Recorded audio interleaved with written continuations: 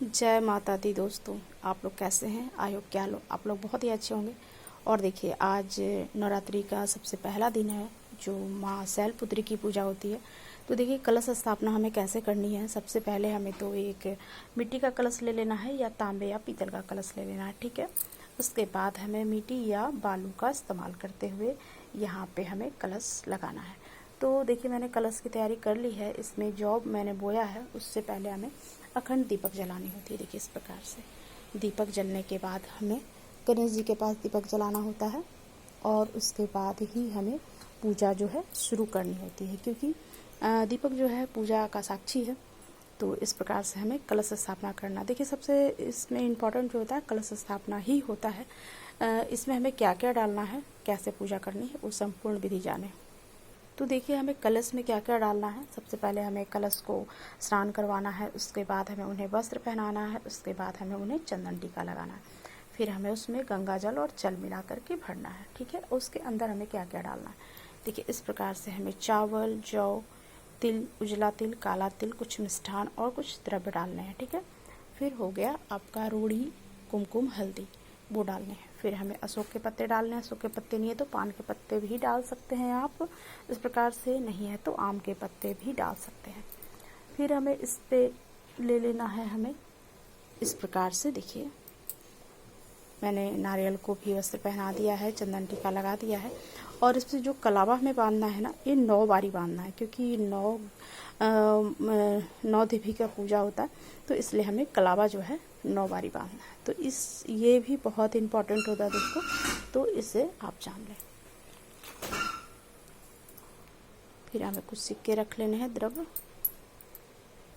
तो देखिए, सबसे पहले हमें इसमें रोली डालना है, समर्पयामी, हल्दी, समर्पयामी, और ये जो है इस प्रकार से इसे डालना है। कुछ मिष्ठान है, कुछ द्रव्य है, पान के पत्ते हैं,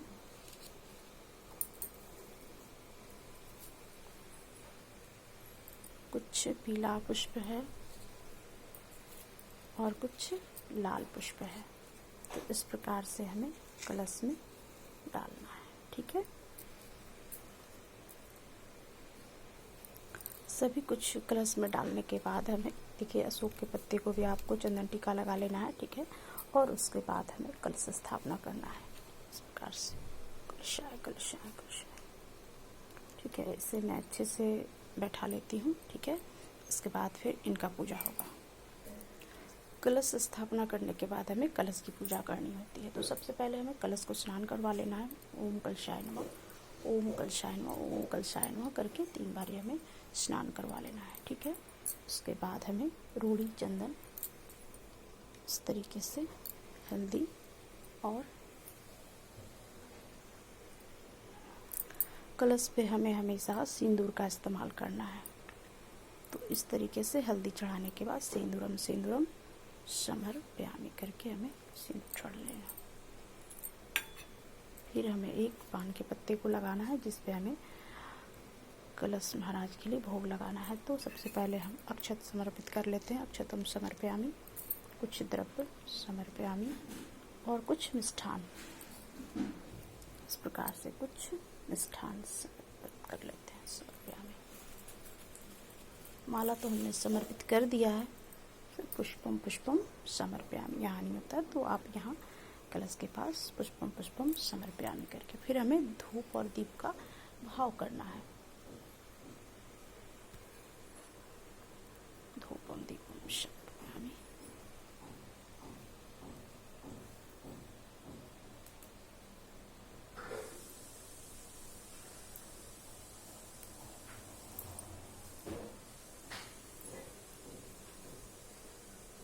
तो देखिए, यहाँ पे हमारा कलश का पूजा हो गया है।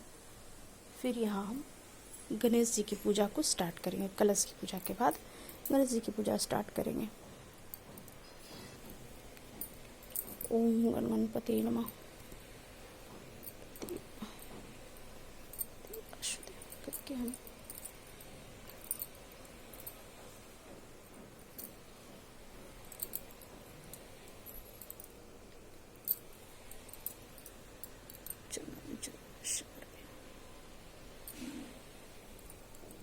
भगवान विष्णु को हल्दी समर्पित करनी है इस प्रकार से।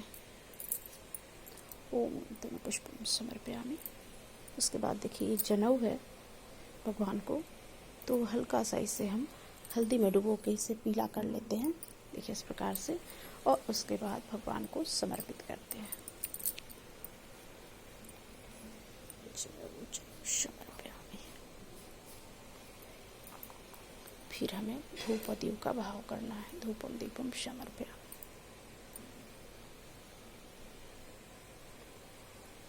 फिर देखिए यहाँ पे हमने सारा दीपक जो सजाया है इन सभी को जला लेना है पहले, उसके बाद माता रानी का श्रृंगार और स्नान करवाना है।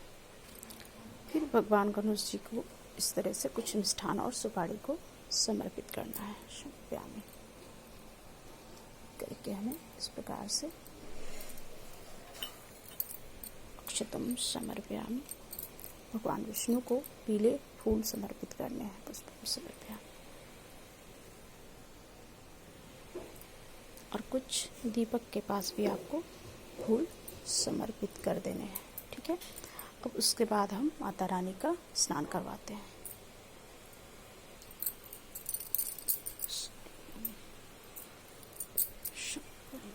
ये हमारी माँ सरस्वती जी है और ये हमारी माता लक्ष्मी है। ये गजराज है, क्योंकि माता जो है इस बार गज पे आई हैं, तो इसलिए गजराज का भी स्नान और चंदन श्रृंगार करना ज़रूरी है।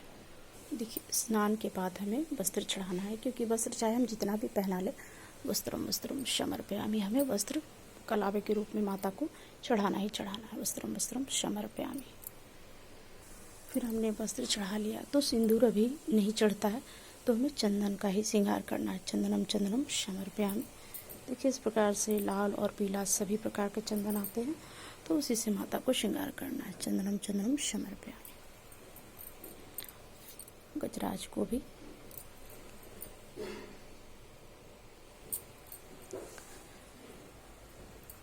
उसके बाद हमें धूप और दीप का भाव करते हुए हमें फिर माता को भोग लगाना है, धूपम दीपम समर्पयामि। जब माता सज जाती है ना, तो अपने आप एकदम लगता है माँ खुद विराजमान है। देखिए इस प्रकार से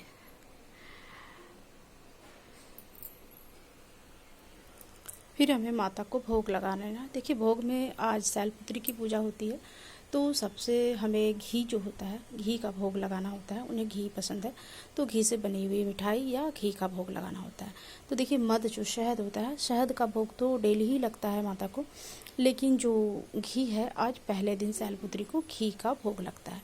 तो इस प्रकार से फल फूल बतासे मुकुंदाना जो भी है वो उनका भोग लगाते हुए आप घी का भोग जरूर लगाएं, क्योंकि माँ को घी बहुत पसंद है, या घी से बनी हुई मिठाई, जो मावे मिश्री से बनी हुई मिठाई होती है ना घी से, तो वो भी माँ को आप लगा सकते हैं।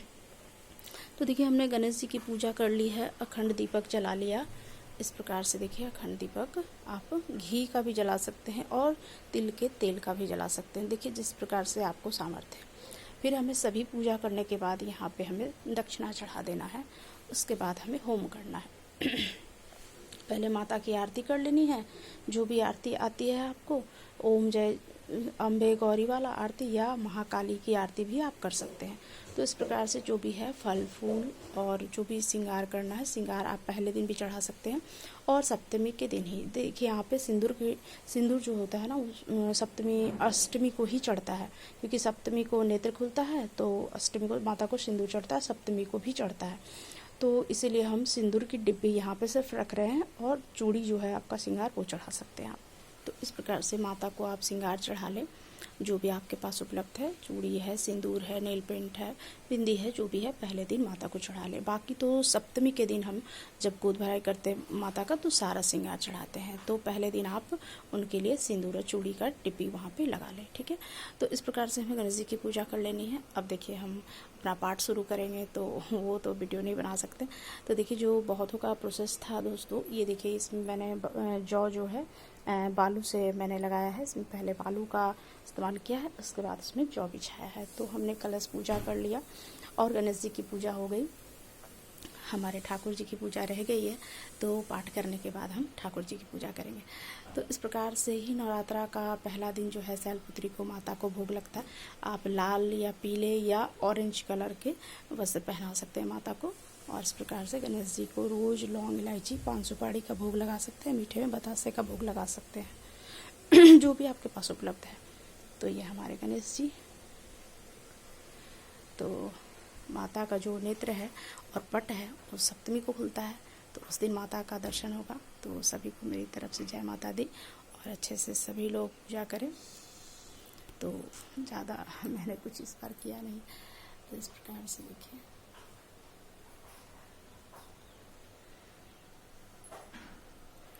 तो अब छोटा सा आरती पहले पाठ करूँगी, पाठ करने के बाद आरती करूँगी, आरती करने के बाद होम करूँगी, उसके बाद फिर माता को विश्राम।